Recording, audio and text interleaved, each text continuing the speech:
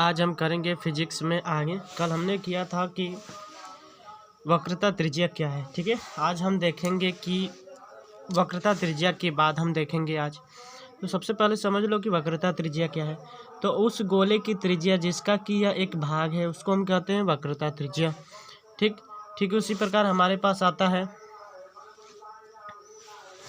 मुख्य अक्ष क्या कहलाता है। देखो, गोलीय दर्पण के ध्रुव और वक्रता केंद्र को मिलाने वाली रेखा को हम क्या कहते हैं, मुख्य अक्ष कहते हैं। फिर से देख लो, मुख्य अक्ष क्या कहलाता है। गोलीय दर्पण के ध्रुव और वक्रता केंद्र को मिलाने वाली रेखा को मुख्य अक्ष कहते हैं।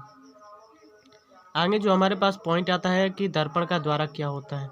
दर्पण का द्वारक, तो देख लो, गोलीय दर्पण के परावर्तक पृष्ठ के व्यास को दर्पण का द्वारक कहते हैं, ठीक है। अवतल दर्पण का मुख्य फोकस, अब हम बात कर लेते हैं अवतल दर्पण का मुख्य फोकस क्या होता है। बहुत ज़्यादा इंपॉर्टेंट है यह।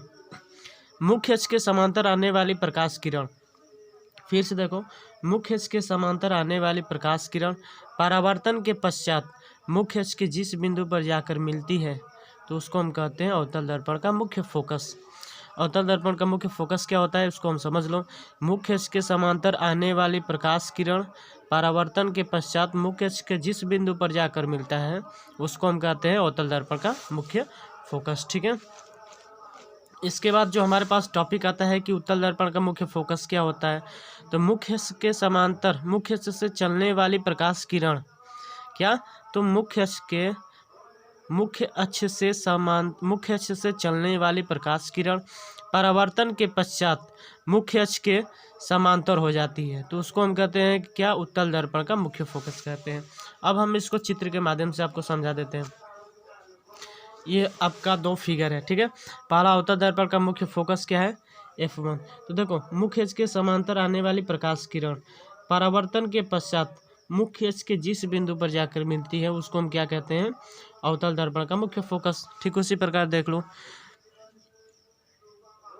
मुख्य अक्ष के किसी बिंदु से चलने वाली प्रकाश किरण परावर्तन के पश्चात मुख्य अक्ष की क्या हो जाती है, पैरेलल हो जाती है। इसी घटना को क्या कहते हैं, उत्तल दर्पण का मुख्य फोकस कहते हैं। इसी घटना को क्या कहते हैं, उत्तल दर्पण का मुख्य फोकस कहते हैं, ठीक है।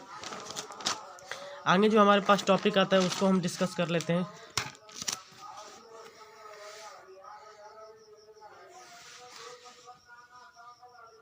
देख लो, फोकस दूरी क्या है, ठीक है। तो दर्पण के ध्रुव और फोकस के बीच की दूरी को हम क्या कहते हैं, फोकस दूरी कहते हैं। फिर से देखो, दर्पण के ध्रुव और फोकस के बीच की दूरी को क्या कहते हैं, फोकस दूरी कहते हैं। यहाँ पे एक नोट पॉइंट मिलता है हमको कि F बराबर क्या होता है, R/2 होता है। F बराबर क्या होता है, R/2 होता है।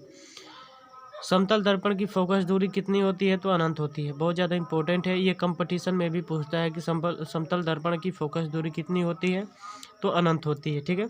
आगे हम बात कर लेते हैं फोकस तल की। तो फोकस बिंदु से होकर जाने वाले तथा मुख्य अक्ष के लंबवत तल को फोकस तल कहते हैं। फोकस बिंदु से होकर जाने वाले तथा मुख्य अक्ष के लंबवत तल को क्या कहते हैं, फोकस तल कहते हैं। मुझे उम्मीद है कि आपको ये वीडियो समझ में आई होगी। अगर आप हमारे चैनल पर नए हैं तो लाइक एंड सब्सक्राइब कर लें ताकि हर एक डेली हम जो वीडियो अपलोड करते हैं उसका नोटिफिकेशन आप तक पहुंच सके। Thank you so much.